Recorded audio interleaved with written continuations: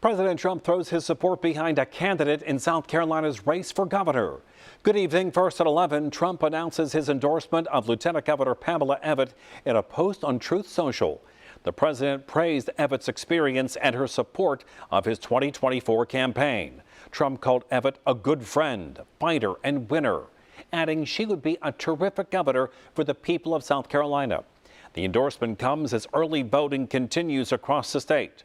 Early voting runs through next Friday, with primary election day set for June 9th. Some of Evette's opponents in the race are reacting to that endorsement. Alan Wilson's post on X reads in part, quote, "No one's fought harder or risked more for President Trump and his agenda than I have. I look forward to continuing to deliver real results for South Carolina families." Wilson congratulated Evette for choosing Governor Henry McMaster's son, Henry McMaster Jr., as her running mate for lieutenant governor.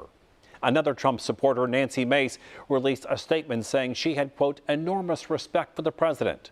Mace called her respect unchanged and genuine, but claimed South Carolina is corrupt since Evette took office, adding, quote, "with the governor's son, Henry Jr., as her running mate, South Carolina can expect more of the same."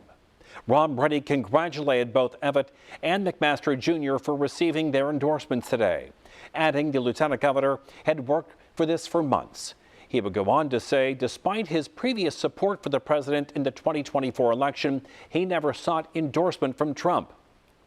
His post on X reading in part, quote, "I never made the trip to Washington, D.C. to seek the president's endorsement because I felt this was between you, the voters of South Carolina, and me." Reddy went on to encourage voters to do their research before voting in the primaries. Congressman Ralph Norman didn't comment, but he's touting his endorsements from former Governor Nikki Haley and former U.S. Senator Jim DeMint. That I can deliver for our state and that I'm a reliable ally of President Trump. Meanwhile, a campaign stop in Charleston was a chance for both of South Carolina's U.S. senators to talk politics. Senator Lindsey Graham, who's running for re-election, had help from fellow Republican Senator Tim Scott. The pair campaigned at Henry's on the Market in downtown. Scott says he approves of Graham's working well with the president, support of homeownership efforts, and dedication to public service. Graham made his case to voters, boasting his accomplishments for the Lowcountry. And we got a good thing going, keep it going. I was instrumental in getting the port of Charleston deepened because I knew if we failed, the whole state failed. I understand the economy of the Lowcountry. I understand the culture of the Lowcountry. If Graham wins his primary race, he may face Democrat Annie Andrews in the general election. Graham has accused Andrews of not being able to answer basic questions on various policies, including abortion. Dr. Andrews made an appearance at the polls today to take part in early voting.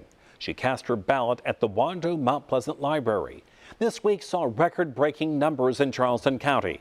As she makes her push for the Capitol, Dr. Andrews spoke on why she believes it's important for voters to make their voices heard.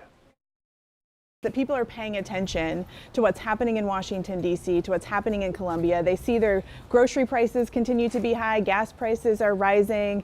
We're on the brink of this healthcare crisis with the Medicaid budget cuts, and people understand that we need fighters in Washington, D.C., and that's why people are fired up. And I'm just so excited for people exercising their right to vote. Early voting continues weekdays 8:30 a.m. to 5 p.m. now through Friday, June 5th. Primary election day is June 9th.